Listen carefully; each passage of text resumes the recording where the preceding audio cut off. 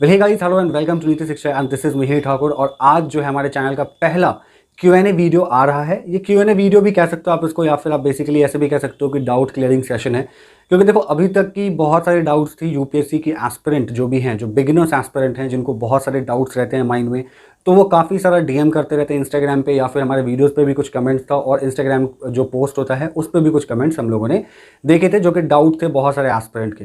तो हर एस्पिरेंट को एक एक करके डाउट सॉल्व करना जो है वो पॉसिबल नहीं हो पा रहा था, और जो स्टूडेंट्स हैं उनको भी समझ में नहीं आ रही थी। तो मैंने सोचा क्यों ना एक Q&A वीडियो बना दिया जाए, जिसमें हम लोग जितने भी एस्पिरेंट्स हैं उन सभी के डाउट्स को क्लियर करने की कोशिश करेंगे। एक एक करके जो भी डाउट्स हम लोगों ने कलेक्ट किए हैं वो ऐसे डाउट्स हैं जो मोस्ट आस्क्ड क्वेश्चन है हमारे चैनल पे। सारे डाउट्स को लेना तो मुझे पॉसिबल नहीं लगा, क्योंकि वीडियो बहुत लंबा हो सकता था। इसलिए जो सबसे ज़्यादा पूछा गया क्वेश्चन है, जो रैंडम डाउट्स होते हैं लोगों के, उसको मैंने पिक किया है, ताकि उससे बाकी के भी एस्पिरेंट हैं उनके भी डाउट्स क्लियर हो जाएं। तो जिनकी भी और कोई डाउट्स है वो इस वीडियो के कमेंट में पूछ सकते हो, या फिर इंस्टाग्राम पे मुझे डीएम कर सकते हो। देखो, जिन लोगों ने अभी तक इंस्टाग्राम पे फॉलो नहीं किया है वो जाकर के कर लो। लिंक जो है वो इंस्टाग्राम हैंडल का नीचे डिस्क्रिप्शन में हम लोगों ने डाल रखा है, क्योंकि बहुत सारे ऐसी चीज़ें हैं जो इंस्टाग्राम पे हम लोग डिस्कस करते रहते हैं। आपके बहुत सारे डाउट्स हैं जो हम लोग इंस्टाग्राम पे क्लियर करेंगे। जो डीएम्स में आप कुछ भी अपनी क्वेरीज पूछ सकते हो। इंस्टाग्राम पे हम लोग रील्स वगैरह रेगुलर अपलोड करते रहते हैं यूपीएससी की प्रिपरेशन से रिगार्डिंग, और भी बहुत सारा जो भी आपके प्रिपरेशन से रिक्वायर्ड होगा। तो स्टार्ट करते हैं आज के इस वीडियो को without any further delay. So let's begin. हम लोग और सबसे पहले हम लोग यूपीएससी से रिगार्डिंग जो भी क्वेश्चंस हैं एस्पिरेंट्स के, स्टूडेंट्स के, उसको डिस्कस करेंगे। बाद में जो रैंडम क्वेश्चंस है उसको हम लोग देखेंगे। तो सबसे पहला जो क्वेश्चन है वो हम लोग पिक करेंगे। Sir, basically I have started reading NCERT now, so I get but confused regarding which is portion is important और not, so how to analyse it. देखो, अब क्या हो रहा है ना कि स्टूडेंट अगर मान के चलो एनसीईआरटी स्टार्ट कर रहे हैं पढ़ना, तो स्टार्टिंग में सही बात है दिक्कत आती है, समझ में नहीं आता है कि क्या इंपॉर्टेंट है क्या इंपॉर्टेंट नहीं है, क्योंकि एनसीईआरटी में बहुत सारी चीज़ें ऐसी दी गई हैं जो कि हमारे एग्जाम रेलेवेंट नहीं है। जैसे बहुत सारे टॉपिक्स को स्टोरी फॉर्म में समझाया गया है, बहुत सारे टॉपिक्स को थोड़ा लेंदी किया गया है ताकि आपको ठीक से समझ में आए। तो इंपॉर्टेंट क्या है, इंपॉर्टेंट क्या नहीं है, क्या पढ़े क्या छोड़े, ये क्वेश्चन बनता है माइंड में। सबसे पहले आपको क्या करना है कि आपको अपना सिलेबस जो है वो प्रीलिम्स प्लस मेंस दोनों के सिलेबस को अच्छे से एनालाइज करना है। कई कितने सारे स्टूडेंट्स क्या करते हैं गलती, कि डायरेक्ट एनसीईआरटीज पढ़ना शुरू कर देते हैं, चाहे डायरेक्ट कोई भी बुक्स पढ़ना शुरू कर देते हैं। ये सबसे बड़ी गलती होती है। आपको करना क्या है कि सबसे पहले आप सिलेबस एनालाइज करो। सिलेबस वाली वीडियो हम लोगों ने ऑलरेडी बनाई हुई है, प्री प्लस मेंस दोनों की अलग अलग, उसमें डिटेल्स हम लोग एनालाइज किए हैं। तो जब तक आप सिलेबस एनालाइज नहीं करोगे तब तक फिर माइंड में जो है वो चीज़ें क्लियर नहीं होगी। तो सबसे पहले आपको क्या करना है, सिलेबस एनालाइज करना है प्री प्लस मेंस की। उसके बाद आप जिस भी सब्जेक्ट से स्टार्ट कर रहे हो, मान के चलो कि अगर आप हिस्ट्री की एनसीईआरटी पढ़ना शुरू कर रहे हो, तो सबसे पहले आपको कम से कम 2 से 3 दिन हिस्ट्री की प्रीवियस ईयर क्वेश्चन पेपर्स, याद रखना हिस्ट्री की प्रीलिम्स की जो प्रीवियस ईयर क्वेश्चन पेपर्स है उसको आपको एनालाइज करना है। तब जाकर के आपके माइंड में क्लियर होगी। जब आप बुक्स पढ़ोगे तो आपको ऑटोमेटिक समझ में आने लगेगा कि कौन सा चीज़ इंपॉर्टेंट है और कौन इंपॉर्टेंट नहीं है, किस तरीके से क्या अप्रोच होनी चाहिए आपको एनसीईआरटीज पढ़ने की। ठीक है, तो एनसीईआरटीज आपको इस तरीके से स्टार्ट करनी है पढ़ना। नेक्स्ट क्वेश्चन पूछा गया है कि can you make notes for UPSC. देखो, नोट्स अभी हम लोग नहीं बना रहे हैं यूपीएससी के लिए, लेकिन आने वाले टाइम में अगर हमारा कम्युनिटी और ज़्यादा बड़ा होता है और ऐसी अगर कोई डिमांड आती है कि नोट्स हमें अपना सेल करना चाहिए, तो हम लोग अपना कोर्स जो है वो लॉन्च करेंगे इन फ्यूचर। बट हाँ, अभी नहीं, अभी हम लोग नहीं कर रहे हैं अपना नोट्स पब्लिश। लेकिन आपको एक चीज़ और ध्यान रखनी है ना कि कई सारे एस्पिरेंट क्या गलती करते हैं, मैंने ऑलरेडी इस पर बताया हुआ है एक वीडियो में, कि स्टार्ट करने से पहले ना आप लोग नोट्स के पीछे भागने लगते हो। सबसे पहले इंपॉर्टेंट क्या है ना आपको, कि आपको अपना बेसिक स्ट्रॉन्ग्स करना है। एनसीईआरटीज पढ़ना है, एनसीईआरटीज को 2-3 बार पढ़ना है, उससे नोट्स बनाने की कोशिश करनी है। अपनी नोट्स जो आपके बन की तैयार होगी उससे जो आप रिवाइज करोगे ना, वो दूसरे अदर कोचिंग इंस्टीट्यूट्स या फिर कोई टीचर या फिर कहीं से भी जो आप नोट्स लोगे, उसमें वो मज़ा नहीं है, उसमें वो बात नहीं है, फिर आपकी वो अंडरस्टैंडिंग बिल्ड नहीं हो पाएगी। तो सबसे पहले आपको अपना नोट्स बनाना है, अपनी अंडरस्टैंडिंग और बेसिक्स को स्ट्रॉन्ग करना है। ओके, तो नेक्स्ट क्वेश्चन है, sir when to make notes for NCERT, should we start making notes from first reading. देखो, ऑलरेडी मैंने बताया हुआ है कि आपको पहले रीडिंग से नोट्स नहीं बनानी है। चाहे आप कितने भी बड़े महारत हासिल किए हो सब्जेक्ट में, पहले रीडिंग से आपको नोट्स बिल्कुल नहीं बनानी है। क्योंकि डेफिनेटली जब आप पहले रीडिंग से नोट्स बनाओगे, आज बाद में आप उस नोट्स को देखोगे तो आपको लगेगा ये क्या ही कर दिया मैंने, पूरा बल्क हो जाएगा वो नोट्स। तो आपको फर्स्ट रीडिंग में नोट्स नहीं बनानी है। जब आप एनसीईआरटी से स्टार्ट कर रहे हो पढ़ना, तो आपको सिलेबस एनालाइज करना है, पीवाईक्यूज एनालाइज करना है, फिर आप एनसीईआरटीज पढ़ोगे। जब सारी एनसीईआरटीज को फर्स्ट रीडिंग कंप्लीट कर लोगे, सेकंड रीडिंग में जब आप पढ़ना स्टार्ट करोगे, देखो फर्स्ट रीडिंग जब आप पढ़ रहे होगे ना एनसीईआरटीज, तो आपको करना क्या है कि आपको इंपॉर्टेंट जो जो चीज़ें लग रही है उसको आपको पेंसिल से अंडरलाइन करते हुए चलना है। ठीक है, पेंसिल से अंडरलाइन करते हुए चलना है। और जब आप बुक खत्म कर देते हो फर्स्ट रीडिंग का, फिर जब आप सेकंड रीडिंग पढ़ते हो तब बहुत सारी ऐसी चीज़ें आपको दिखेंगी जो आपको लगेगा कि अरे ये मैंने क्या अंडरलाइन कर दिया, ये इंपॉर्टेंट नहीं है। फिर आपको उसको इरेजर से मिटा देना है और उसके बाद आपको पेन से अंडरलाइन करते हुए चलना है बुक में, ठीक है। तो आपको याद रहेगा कि सेकंड रीडिंग में आपने पेन से अंडरलाइन किया। जब आप वो कर लोगे, फिर थर्ड रीडिंग जब आप स्टार्ट करोगे तब आपको स्टार्ट करना है हाइलाइटर का यूज़, ठीक है। उसके बाद जब आप पढ़ोगे ना, तब आपको ये भी लगेगा कि सेकंड रीडिंग में आपने काफ़ी सारी चीज़ें जो एक्स्ट्रा अंडरलाइन करी हुई है।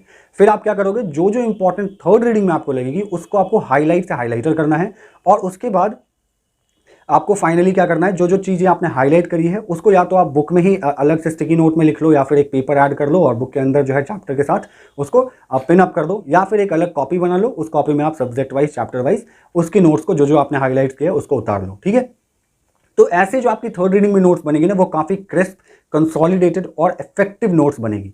नेक्स्ट क्वेश्चन पूछा गया कि सर बायो कहाँ से पढ़ना है। देखो बायो कहाँ से पढ़ना है भाई, तो बायो आपको पढ़ना है क्लास 12th NCERTs की बुक है और उसकी लास्ट 4 चैप्टर ही आपको पढ़ने हैं, ज़्यादा नहीं पढ़ना है। क्लास 12th की लास्ट 4 चैप्टर बायोलॉजी की NCERT, ठीक है। 11th भी आप पढ़ोगे तो उसके ही लास्ट 4 चैप्टर ही पढ़ोगे, उससे ज़्यादा आपको बायो नहीं पढ़ना है। बाकी आपको करंट अफेयर जो भी आप मैगजीन फॉलो कर रहे हो साइंस एंड टेक के लिए, आपको वो पोर्शन अच्छे से तैयार करना है। और मैंने एक वीडियो में बताया हुआ है कि लूसेंट को आप रेफर कर सकते हो फॉर बेसिक अंडरस्टैंडिंग के लिए, फिजिक्स, केमिस्ट्री और बायो के लिए। जो लूसेंट की बुक आती है मार्केट में, बहुत ही फेमस बुक है, आपको भी पता होगा, येलो कलर की आती है। तो वो आप लेटेस्ट एडिशन खरीद लो और फिजिक्स, केमिस्ट्री, बायो वहाँ से आप बेसिक्स कर लो। NCERTs की लास्ट 4 चैप्टर बायो के लिए कर लो और आप करंट अफेयर पे थोड़ा ध्यान दे दो, बस इतना इनफ है बायो के लिए। नेक्स्ट क्वेश्चन पूछा गया है कि sir please suggest ancient history book. देखो एंशिएंट हिस्ट्री की बुक लिस्ट वाले वीडियो में हम लोगों ने ऑलरेडी बताई हुई है। प्रीलिम्स वाली जो बुक लिस्ट वीडियोस में टोटल बुक हम लोगों ने कवर किया हुआ है। आप लोगों ने नहीं देखा है तो मेरी कोई गलती नहीं है, जाओ जाकर के देखो, सारी बुक्स अभी क्लियर हो जाएगी। लेकिन यहाँ पे मैं अगर बताना चाहूँ तो एंशिएंट हिस्ट्री के लिए आपको RS शर्मा से बेटर बुक नहीं मिलेगी। ये जो RS शर्मा की बुक है इसको आप रेफर कर सकते हो, ठीक है, ये आप पढ़ लेना और ये मोर देन इनफ है। ओल्ड NCERTs है और ये आपके प्रीलिम्स प्लस मेंस दोनों में काम आने वाला है, तो इससे ज़्यादा आपको एंशिएंट हिस्ट्री के लिए नहीं करना है। नेक्स्ट क्वेश्चन है sir which newspaper is best for English medium, the Hindu और इंडियन एक्सप्रेस, और सर CSAT कैसे प्रिपेयर करें। देखो नेक्स्ट क्वेश्चन ये जो है ये बहुत ही रैंडम क्वेश्चन है। देखो दोनों ही न्यूज़पेपर बेस्ट है, द हिंदू भी बेस्ट है, इंडियन एक्सप्रेस भी बेस्ट है, लेकिन आपको कोई एक ही चूज करना है ना। दोनों न्यूज़पेपर आपको बिल्कुल नहीं पढ़ना है। या तो आप द हिंदू स्टार्ट कर रहे हो तो उस पर स्टिक रहो शुरू से लेकर अंत तक, अपने मेंस एग्जाम तक। इंटरव्यू के टाइम में आप 2 न्यूज़पेपर या 3 न्यूज़पेपर भी लोग प्रेफर करते हैं, तो आप इंडियन एक्सप्रेस, हिंदू दोनों पढ़ सकते हो। लेकिन अभी आपको कोई एक ही चूज़ करना है, दोनों में से जो अच्छा लगे आप पढ़ सकते हो। द हिंदू मैं पढ़ता हूँ, तो आप देख लो अपना, दोनों में से जो भी आपको अच्छा लगे वो आप कर सकते हो। अब जो है, अब ये क्वेश्चन काफ़ी लंबा है, इनके काफ़ी सारे डाउट्स है, तो एक एक करके सारे डाउट्स को इनके क्लियर करने की कोशिश करते हैं। तो स्टार्ट करते हैं। इन्होंने पूछा है कि सर UPSC का प्रिपरेशन स्टार्ट तो कर दिया है, हिस्ट्री न्यू NCERTs पढ़ रहे हैं, ज्योग्राफी भी न्यू पढ़ रहे हैं, पॉलिटी भी न्यू पढ़ रहे हैं, क्लास 6 से लेकर के स्टार्ट किया है, अभी 8 पढ़ रहे हैं, बट सर ऑप्शनल के लिए हिस्ट्री रखे हैं। तो देखो यहाँ तक आपकी ठीक है, आप जो स्टार्ट कर रहे हो पढ़ रहे हो, बहुत अच्छी बात है, पढ़ो, कोई दिक्कत नहीं है। बट कुछ यही सबसे रिलेटेड डाउट है, क्योंकि मैं घर से पटना बिहार के कैपिटल में आ तो गया, बट अब बहुत डाउट है। जैसे मीडियम को लेकर हिंदी या इंग्लिश लें, देखो इनका सबसे बड़ा डाउट है मीडियम को लेकर के कि हिंदी मीडियम लें या फिर इंग्लिश मीडियम लें। तो देखो बहुत ही ज़्यादा इंपॉर्टेंट क्वेश्चन है, क्योंकि आप बिना सोचे समझे अगर कोई लैंग्वेज ले लेते हो, मीडियम ले लेते हो, और एट द एंड प्रिपरेशन के बीच में या फिर लास्ट में आपको पता चलता है कि आप उस लैंग्वेज में अच्छे नहीं हो, आप आंसर राइटिंग नहीं कर पा रहे हो, आप क्वेश्चन नहीं समझ पा रहे हो, इंटरव्यू में आपको दिक्कत हो रही है, तो बहुत ही ज़्यादा बड़ा एक ब्लंडर हो सकता है। तो आपको स्टार्टिंग में डिसाइड करना चाहिए कि कौन सा जो है लैंग्वेज आपके लिए बेस्ट होगा। देखो इंग्लिश मीडियम, हिंदी मीडियम दोनों ही अच्छा लैंग्वेज है, दोनों ही अच्छा मीडियम, आप किसी से भी एग्जाम दे सकते हो। लेकिन अगर मेरे सजेशन में आप पूछोगे तो आपको अगर इंग्लिश स्ट्रांग है आपकी और हिंदी भी स्ट्रांग है तो आपको इंग्लिश के साथ जानी चाहिए, ठीक है। आपको मीडियम अपना इंग्लिश रखना चाहिए, मैं बताऊंगा क्यों। दोनों ही स्ट्रांग नहीं है, हिंदी भी स्ट्रांग नहीं है, इंग्लिश भी स्ट्रांग नहीं है, तो आपको कोई एक लैंग्वेज स्ट्रांग करनी पड़ेगी, ठीक है। आप अपने अगल बगल देख लो कि आपके साथ रिसोर्सेज क्या क्या अवेलेबल है। मेरे ख्याल से इंग्लिश की रिसोर्सेज बहुत ही ईजिली अवेलेबल होती है मार्केट में, तो आप हिंदी के बजाय इंग्लिश लैंग्वेज को स्ट्रांग करो, क्योंकि दोनों जगह आपका इक्वल स्ट्रेंथ है। तो आप इंग्लिश को स्ट्रांग करो जब स्ट्रांग करना ही है, और मीडियम इंग्लिश चूज करो।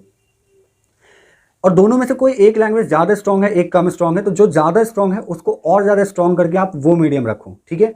तो इंग्लिश मीडियम अगर आप अपना अच्छा कर सकते हो तो मेरे ख्याल से आपको इंग्लिश मीडियम ही रखनी चाहिए। क्यों? अब इसके पीछे क्या कारण है, देखो इंग्लिश मीडियम में मेजॉरिटी ऑफ द स्टूडेंट जो है वो एग्जाम देते हैं यूपीएससी की, जो स्टेट पीसीएस होता है वहाँ पे हिंदी मीडियम लोग ज़्यादा प्रेफर करते हैं, बीपीएससी में खास करके, यूपीपीएससी में।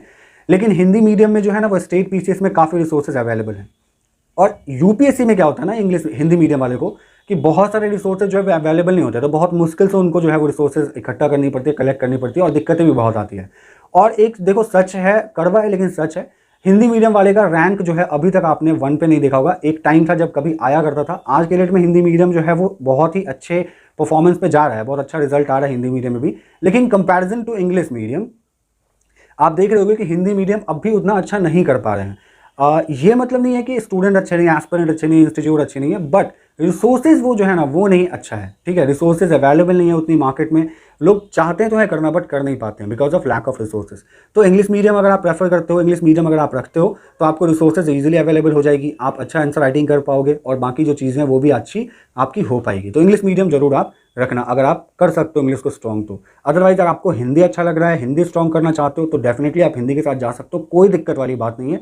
अच्छे अच्छे मार्क्स, रवि सिहा का नाम आपने सुना ही होगा, कितना मस्त रिजल्ट रहा उनका यूपीएससी में इस बार, है कि नहीं। और इनका ये भी क्वेश्चन है कि सर अगर इंग्लिश के साथ मैं जाता हूँ तो इंग्लिश को अच्छा कैसे करें। देखो इंग्लिश को अच्छा कैसे करें, तो लैंग्वेज कोई भी आपको बेटर बनाना है ना तो उसके लिए एक सेपरेट वीडियो चाहिए होगा, क्योंकि उसमें बहुत सारी चीज़ें हैं ऐसी जो आपको बतानी पड़ेंगी, आपको समझानी पड़ेंगी और आपको वो सारी चीज़ें फॉलो करनी पड़ेंगी। शॉर्टकट में अगर मैं बताऊँ तो आप जब भी कोई बुक पढ़ रहे हो इंग्लिश की तो आपको वोकैबुलरी अपना स्ट्रॉन्ग करना है। जब भी कोई वर्ड समझ में नहीं आए आपको क्या करना है, तुरंत गूगल करना है, उसका देखना है हिंदी में उसका क्या मतलब है और उसको वहीं पे नोट डाउन करना है। एक डायरी बना लो, आपका वोकैब अच्छा होना चाहिए। दूसरा आपको टेंस स्ट्रॉन्ग बनाना, आपका प्रेजेंट पास्ट फ्यूचर जो भी टेंस होता है ग्रामर में वो चीज़ें, और जो बेसिक लेवल की ग्रामर होती है वो आपको अच्छे कर लेनी है ताकि आंसर राइटिंग में आप अच्छा आंसर लिख पाओ और कोई भी दिक्कत ना हो किसी भी तरीके से आपको टेंस को लेकर के। तो ग्रामर अच्छा कर लो आप, बेसिक जो ग्रामर होता है वो, और वोकैबुलरी अच्छा कर लो आप।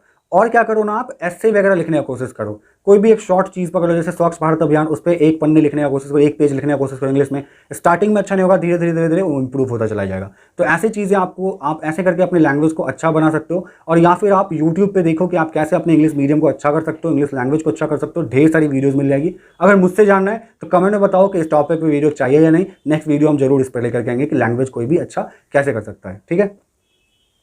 नेक्स्ट क्वेश्चन की तरफ बढ़ते हैं। यहाँ पे इन्होंने पूछा है, सेम पर्सन है, इनका बहुत सारा डाउट रहा है, तो इनका रैंडम डाउट था कि न्यूज़पेपर के लिए कैसे पढ़ना है, क्या पढ़ना है, बिगिनर्स के लिए पढ़ना है या नहीं पढ़ना है। सर अभी 2 महीने से स्टार्ट किया एनसीईआरटी पढ़ना, तो क्या मुझे न्यूज़पेपर पढ़ना चाहिए या नहीं अभी। सबसे इंपॉर्टेंट बात देखो, मैंने जो वीडियो बनाई थी जिसमें how to prepare for UPSC examination for beginners, उसमें मैंने क्लियरली बताया है कि न्यूज़पेपर आपको कब पढ़नी है, जब आपकी सारी एनसीईआरटीज खत्म हो जाएगी। देखो प्रोसेस कैसा था, प्रीलिम्स को एनालाइज करना है, पीवाईक्यूज एनालाइज करना है, मेंस एनालाइज करना है, मतलब प्रीलिम्स और मेंस की सिलेबस एनालाइज करना है, पीवाईक्यूज एनालाइज करना है, उसके बाद आपको क्या करना है, एनसीईआरटीज पे जाना है। और इन सबसे पहले आपको क्या करना है, एग्जाम के पैटर्न को समझना है। तो एग्जाम पैटर्न वाली वीडियो देखो, प्रीलिम्स के सिलेबस वाली वीडियो देखो, मेंस के सिलेबस वाली वीडियो देखो, उसके बाद पीवाईक्यू एनालाइज करो। पीवाईक्यू के लिए क्या बुक होगी वो मैंने बुक लिस्ट वाली वीडियो में बताया हुआ है, ठीक है, वो एनालाइज करो। उसके बाद जाकर के आप एनसीईआरटीज पूरा कंप्लीट करो, फर्स्ट सेकंड थर्ड रीडिंग जो भी आप उसको कंप्लीट करो।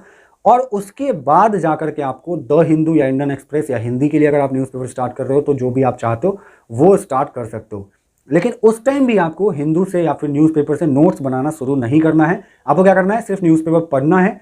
और क्या कैसे पढ़ना है न्यूज़पेपर, उस पर हम लोगों ने ऑलरेडी यूपीएससी शॉर्ट्स वाले वीडियोज़ में वीडियो बनाई हुई है, प्लेलिस्ट में है, जाकर के देखो कि कौन कौन सा जो है न्यूज़ आपके लिए इंपॉर्टेंट होता है और किस तरीके से आपको न्यूज़पेपर पढ़नी है, तो वहाँ से आपकी क्लियर हो जाएगी। वैसे अगर सेपरेट वीडियो चाहिए कि न्यूज़पेपर को कैसे पढ़ना है, किस तरीके से न्यूज़ को सेलेक्ट करना है ना, न्यूज़पेपर में से, और कम टाइम में कैसे नोट्स उसका तैयार कर लेना है, तो कमेंट में बताओ, हम उस पर एक और सेपरेट वीडियो लेकर के आएंगे न्यूज़पेपर के लिए स्पेशली, ठीक है।